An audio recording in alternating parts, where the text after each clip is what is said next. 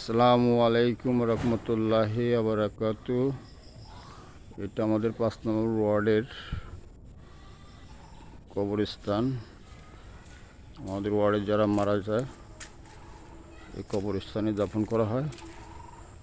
তো এখানে আমার বাবা, আমার মা এবং আমার ছোট বোন আল্লাহর ডাকে সাড়া দিয়ে দুনিয়া ত্যাগ করছেন। আমরা এই কবরস্থানেই তাদেরকে দাফন করেছি। তো কবরস্থান জিয়ারত করতে আসলাম ও আমার বোনের কবরস্থান কবর জিয়ারত করার উদ্দেশ্যে কবরস্থানে ঢুকলাম।